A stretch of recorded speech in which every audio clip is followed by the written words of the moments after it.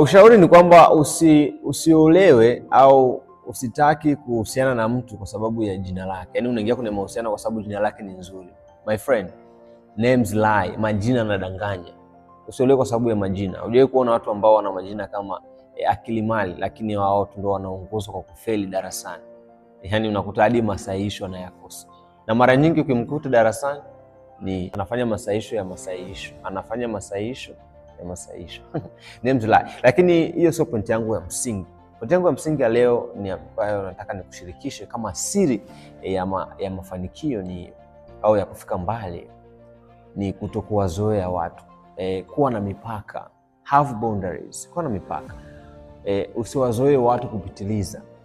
Unapokutana na mtu ambaye ana uzoefu zaidi yako, mtu ambaye ana ujuzi zaidi yako, ana maarifa zaidi yako, ana nafasi kubwa zaidi yako, ana umri mkubwa zaidi yako, usimzoee mtu huyo.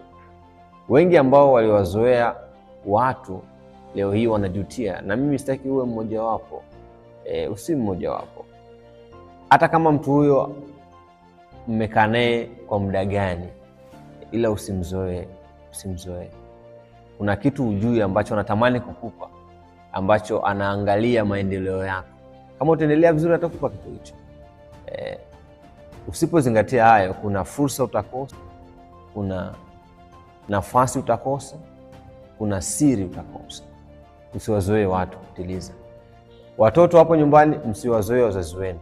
Wanandoa hapo nyumbani msizoeane. Wanafunzi hapo shuleni usimzoee mwalimu wako. Hata Mungu usimzoee. Fanya hivyo, kila kitu kitakuwa sawa. Basi mimi sina mengi ya kusema, yasema chukua hayo, yasema. Utani wakati mwingine, nakupenda sana. See you then.